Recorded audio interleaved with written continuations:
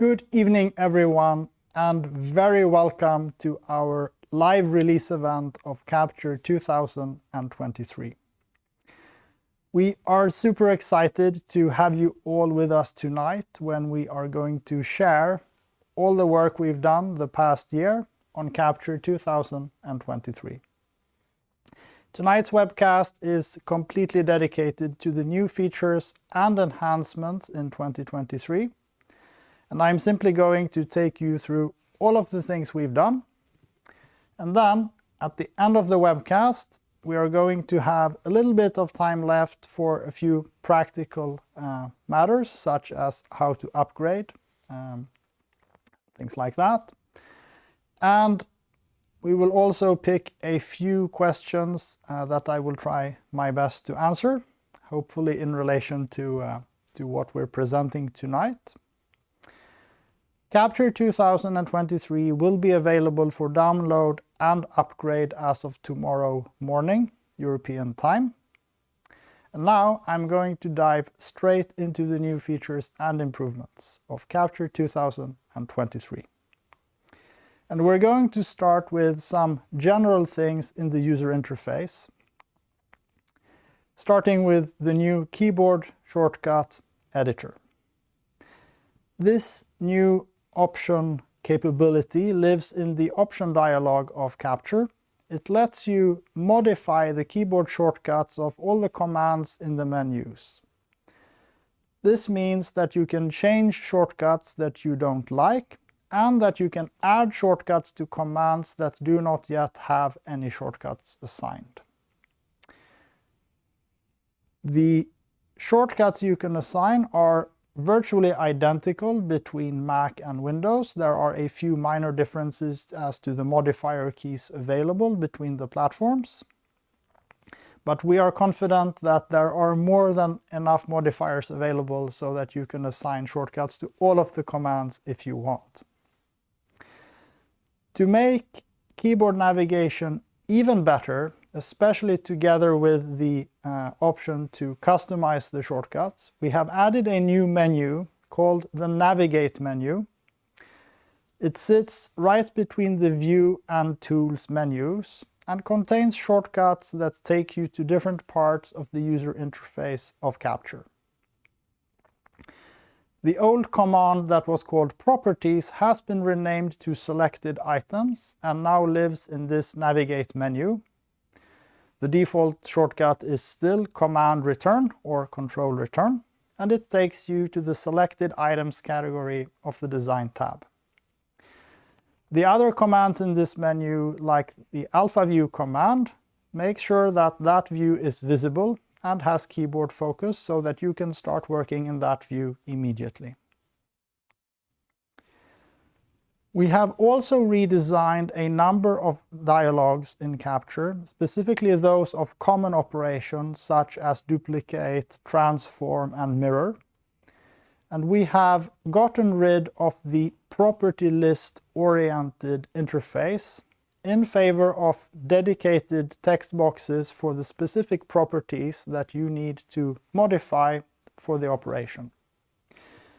This means that you can now use the Tab key to jump between the fields in the dialog, the Escape key to back out of the dialog, and the Return key to apply or execute the command using the values you have input.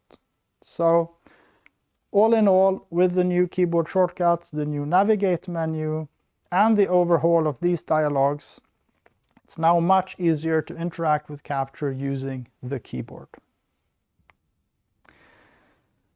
Then we have made a couple of performance-oriented improvements, starting with opening project files.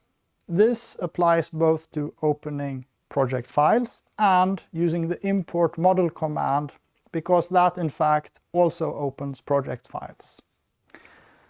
Opening project files is now much faster because we are making better use of multiple cores on the CPU. This way we can prepare textures and geometry information for the graphics card in parallel, making the whole operation faster. Similarly, we have also improved the performance of saving projects. Again, we are making better use of multiple cores during the compression phase of the save operation. Capture project files are compressed in order for the project file to take less space, and this is now done across all cores and is much faster than before. In 2022, we introduced a new color picker on Mac. The reason for this was that we were not able to continue using the one built into the system, so we had to create a new one from scratch. We have now brought this color picker to Windows as well, which means that the color picker looks the same on both Windows and Mac. And we have added the ability to define custom colors, which are now stored in the project file. So you will have the same great color picking experience on both Windows and Mac, and the ability to store your custom colors in the project file. The property editor in the selected items category of the design tab has been re-implemented. It is now faster and looks a little bit better. There were some situations, especially on Windows, where you could see some flickering, which we've now gotten rid of. There are a few places in Capture where you can import images. A couple of examples are when editing materials or when adding images to plots. These used to come with some restrictions in relation to the size of the image you could load. In 2023, we've gotten rid of these restrictions. You can load any size image into Capture, and Capture will then transfer that to the video card in the best way possible, without losing the original file at any point. If you like to work in full screen on Mac, then you may have noticed that when you use the import model command that opens a new window, well, that window then opens in full screen on another desktop. That made the drag and drop operation of the import process a little bit awkward. So we've made it so that when you start similar types of commands that open another window in parallel, Capture automatically exits full screen to avoid the awkward drag and drop situation. When creating renders of images or movies, then if you work on a computer with an HDR monitor, these renders will look significantly different because they are likely not going to be in HDR. If that causes a problem for you and you would like to see on screen exactly what you will get in the renders, then we've added an option for you to disable HDR rendering in Capture.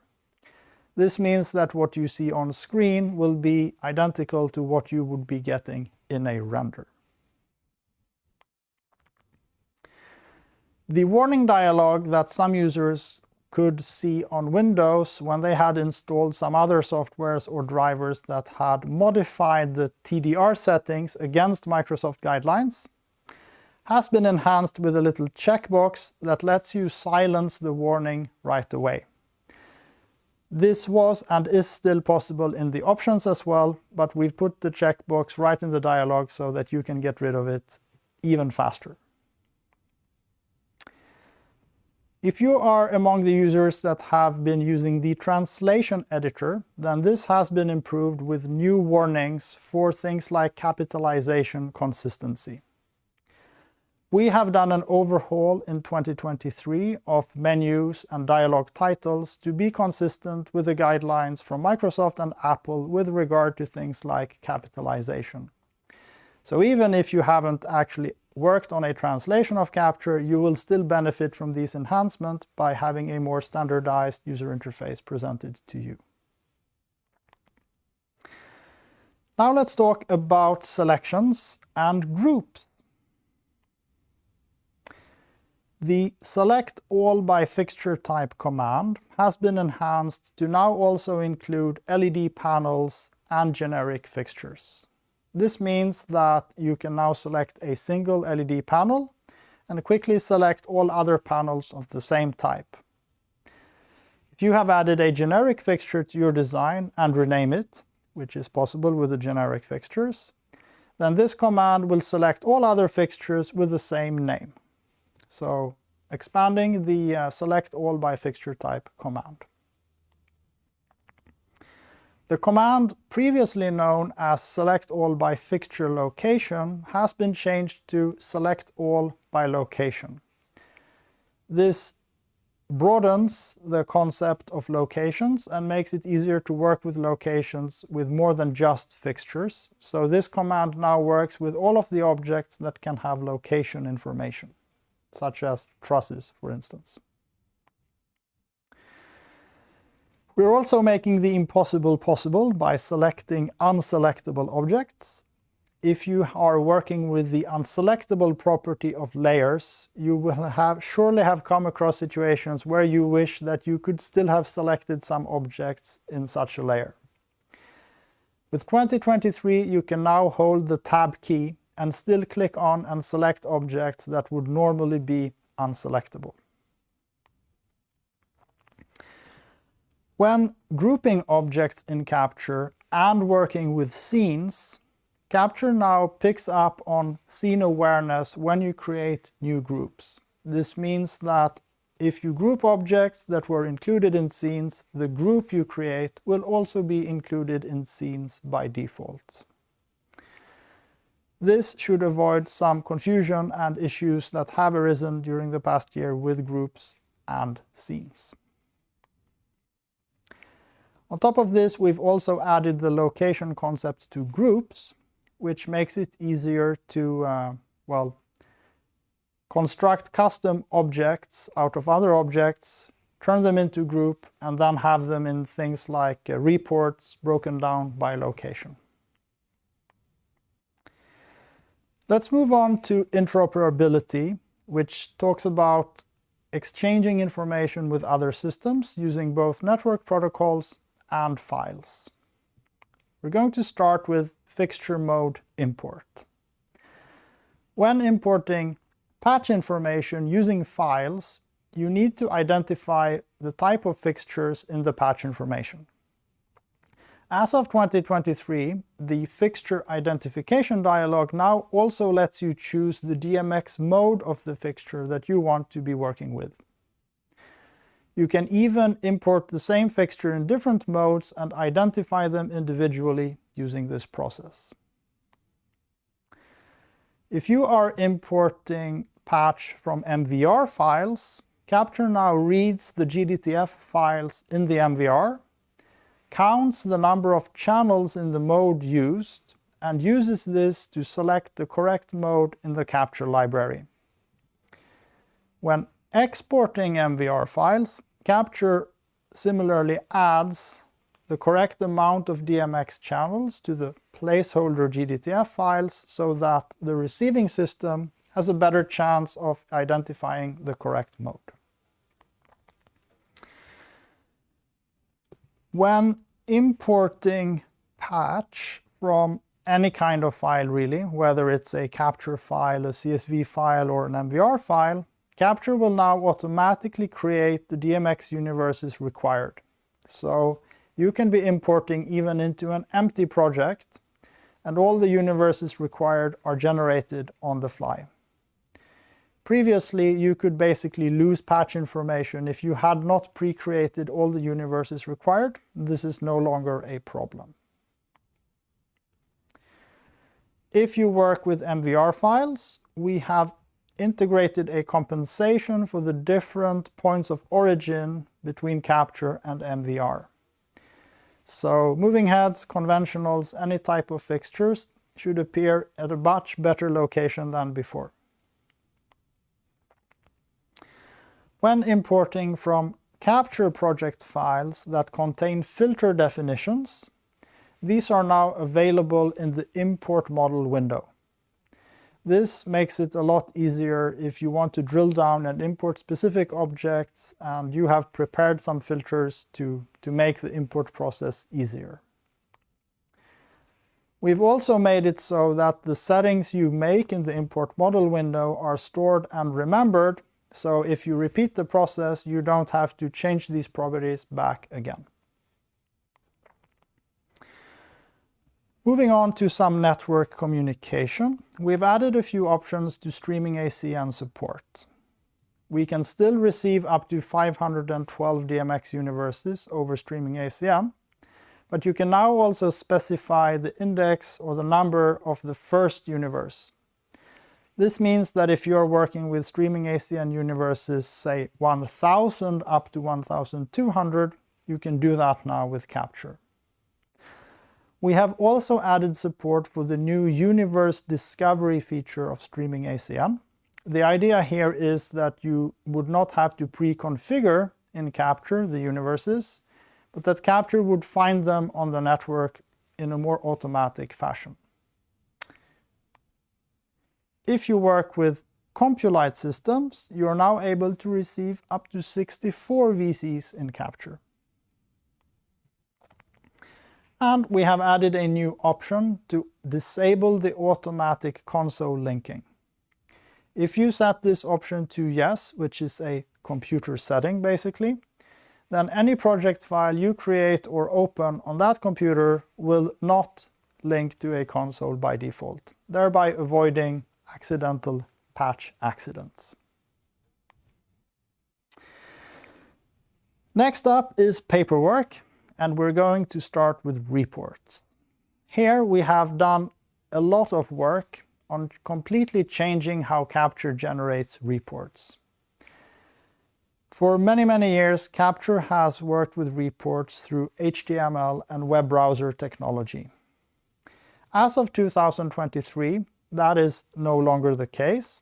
Capture now lays out the contents of the report on its own, and this gives a number of benefits. First of all, we can have a proper page setup, the same page setup experience as you have in Plots, and preview with accuracy exactly how the report is going to turn out on a specific paper size. You can, of course, also set up the margins of the paper. We have a number of pre-configured paper sizes, the same ones as you had in the Plot page setup. And if required, you can also define a custom paper size, just as in the Plots. So with this in place, it's now very easy to export to PDF. You can do that directly from within the report editor without having to go through the Windows or Mac OS printer subsystem. Now that means that we are now capable of exporting both reports and plots to PDF. So obviously the next step was to provide a feature where you can export all of it together into a single PDF. This command is called export documentation. It lives in the file menu, and it lets you add any reports and plots, reorder them as desired, and export it all into a single PDF. PDF can support different page sizes for every page, so whichever page sizes you've set up in Capture for the reports and plots are respected in the PDF export. The report item in Capture is a great way of adding things to the reports that are otherwise not available in Capture's library. We have expanded the report item to allow you to add things to the fixture tables. This means that you can essentially create fake fixtures for your reports. We've also added the ability to include DMX patch information and number of channels used. This way you can build any kind of specialized, unordinary equipment that needs to go into the reports but that you could not find in the Capture library. When exporting patch information or fixture data out of Capture, that includes XYZ positions and angles of fixtures. In 2023, you can now choose whether those coordinates are given in meters or inches. We've also gotten rid of the dual mixed units system, where you could see things like 1 meter 10 centimeters or 2 feet 5 inches. So as of 2023, the CSV export simply contains a number, which is either meters or inches. This makes the export more compatible with different systems out there. Let's move on to plots. And we're going to start with plot underlays, which is a clever way of reusing plot designs across multiple plots. So imagine you are doing a number of plots and you want the same header to be visible in all of them. You can then create a new plot that has only that header inside and include it as an underlay in the other plots. This ensures consistency between your plots and makes it much easier and faster to update them.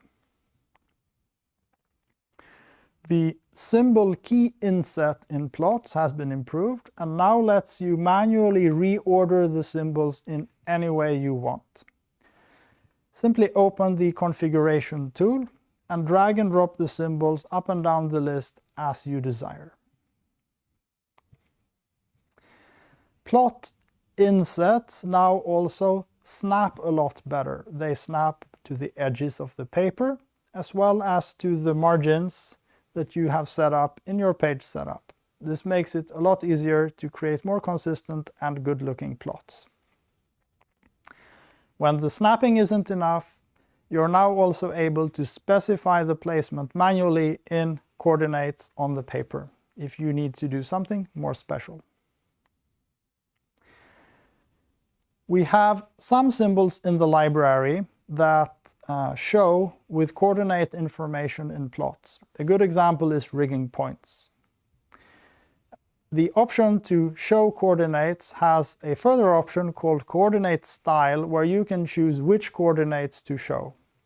We have expanded that list of options to include all possible combinations, as you were, well, frankly, requesting all possible combinations. So now if you want just the X or Y or Z coordinates to be there, that's perfectly possible. Lastly, for plots, focus, filter, and gobo information that goes in front of the fixtures have now been turned into an annotation. This means that you can double-click that information, move and rotate that separately from the fixture symbol. If the fixture contains multiple filters or gobos, they also go on separate lines now, avoiding very long text build-ups in front of fixtures. Now let's move on in this marathon to the department of visualization, and we have a lot to talk about here as well, starting with optimizations. Optimizations are very hard to quantify. One reason for this is that the automatic quality system in Capture ensures a constant high frame rate. So when we make optimizations, this typically results in a higher level of detail in the visualization. An improvement that we've done in 2023 relates to the bloom effect and the apertures of fixtures. We drew some criticism for Capture 2022 and the changes we made in the aperture rendering. These were made to effectively fix an issue whereby the apertures had been rendered too dark before, but this also made the bloom effect a lot more prominent. In 2023, we have taken the bloom effect further and ensures that it doesn't blow out in overly visible blooms, but has a more reasonable effect, let's say. We have also worked on the ability to preserve color information in the brightest parts of the visualization, typically apertures, to avoid the bloom effect and the apertures from going white prematurely. And finally, the hue clamp, which is important in color preservation, has been, we've restored the default setting back to 25% from the 0% we took it to in Capture 2022. The quality of shadows has been greatly improved, not only in general, but in particular for omnidirectional fixtures. They could appear a little bit jagged before, but now they look a lot better. They look much better. We have in fact implemented a few different techniques of shadowing that come with different performance implications. And you can essentially choose between these and other settings in the new visualization settings dialog. So previously you had the option of choosing 3 different detail level adaptive qualities and a number of non-adaptive qualities.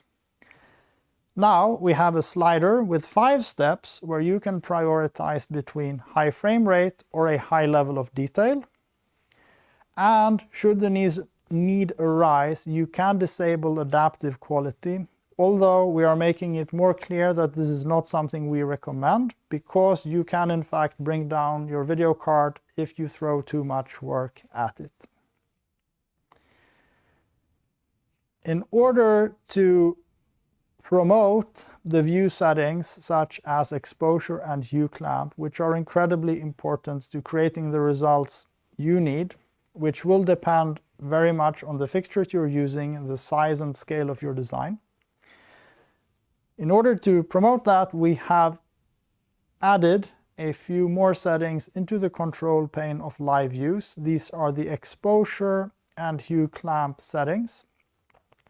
We've even added a More button that takes you to the Views category of the Design tab, where there are more visualization settings for the views.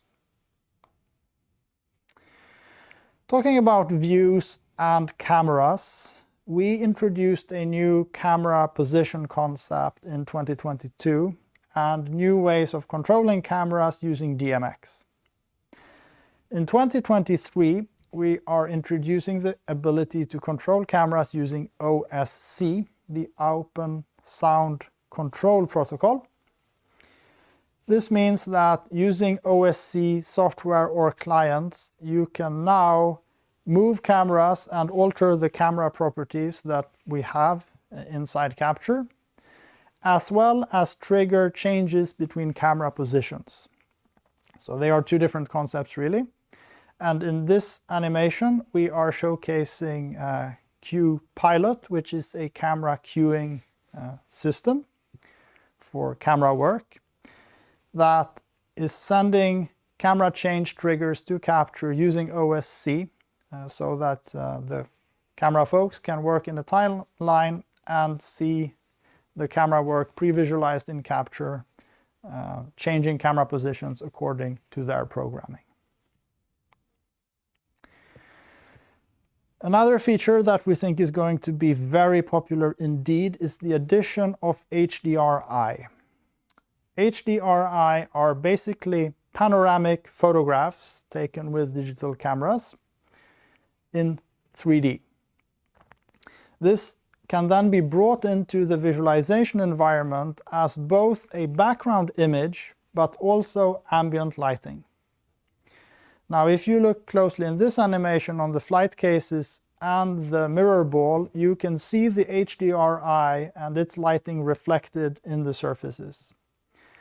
So if you are working outdoor, typically, or especially if you're working outdoor, this is very useful, but you can also use HDRI images indoor. So it adds ambient lighting to the scene, but also specular reflections, as you can see in the mirror ball. So it really helps bringing to life any kind of reflective surfaces that can otherwise look a little bit dead. There are very good sources online for HDRI images. There's quite a lot to browse between, and we look forward to seeing what you do with this feature. And in order to show us what you've done with that feature, we encourage you to render some movies. And as you're doing that, Capture is now going to remember the settings in the render movie dialog so that you don't have to enter them over and over again. Sometimes it's the small features that count. Now, I did talk earlier in the presentation about the ability to disable HDR in the visualization, but we are actually adding the ability to render out still images in HDR as well. This can be done using either PNG or AVIF. But while HDR is up and coming, it's perhaps more up in the department of movies and more coming in the department of images, because truthfully there aren't a lot of image viewers out there capable of showing HDR images yet. But we believe strongly that within the next year or so that is going to change. And because renders look so much better in HDR, we want you to be able to start playing with that as soon as possible. Now let's talk about some more fixture-specific visualization enhancements, starting with pixel tubes. This is something that you've been waiting for. In 2023, in large part thanks to the improvements in omnidirectional fixtures, because pixel tubes, they illuminate their surroundings in a much broader sense than regular spotlights, we are now able to illuminate the surrounding using pixel tubes. This means that they light up the scene, they will create shadows and be part of your lighting in a much better way. In addition to this, because we now also render them as a round surface that is illuminated, if you are looking at the pixel tube from the side, you will now see that illuminated surface. In Capture 2022, all pixel tubes were in fact flat, so when you viewed them from the side, you couldn't see any of the light. So pixel tubes in 2023 are also something we quite look forward to seeing what you're going to do with.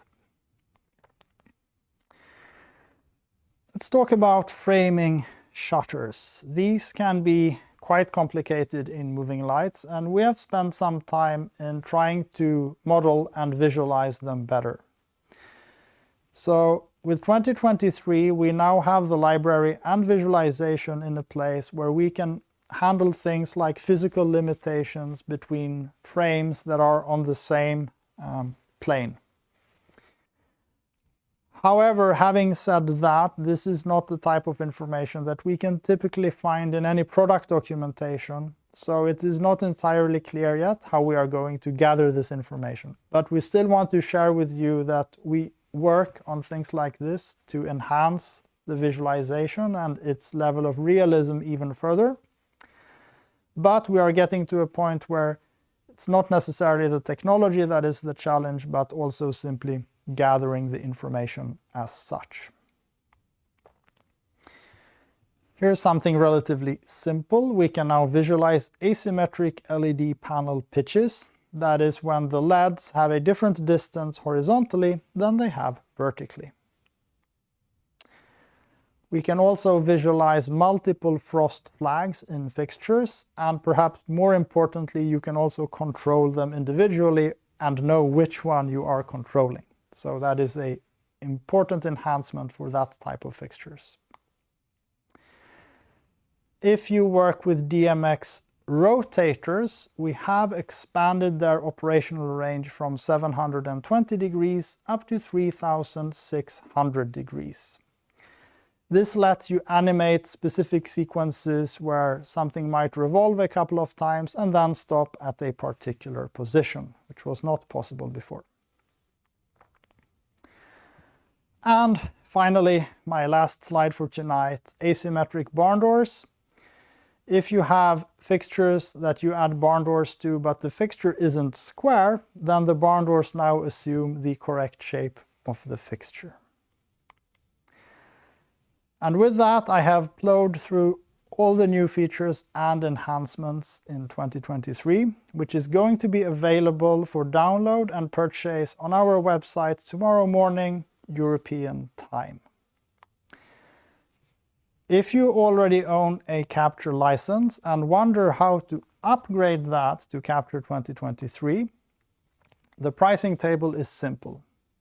It does not matter whether you have Capture 2018, 19, 20, 21 or 22, the price is the same anyway. It ranges from 99 euros for the Solo edition up to 149 euros for the Symphony edition. If at the same time you would like to upgrade to a higher edition, then you need to place that order after the version upgrade. The price table looks like this. I'm not going to read all the numbers. It hasn't really changed for quite some time. And all of these price tables are, of course, also available on our website. So having said that, I'm going to check if there are any interesting questions that I should be answering. Starting with Charles Tier, who is asking, how are shadows processed on the GPU? Will it drastically affect performance? So the main focus of our work on shadows was actually on the quality of the shadow rather than the performance, even though if you use the new visualization settings and move the priority to higher frame rate rather than higher detail, I do think that you will find it slightly more performant than before. Also, Christer Uden is asking, how is the file compatibility to older versions of Capture? This is a great question. So in Capture, in the File menu, we always make sure that you can export your Capture project file to an older version of Capture.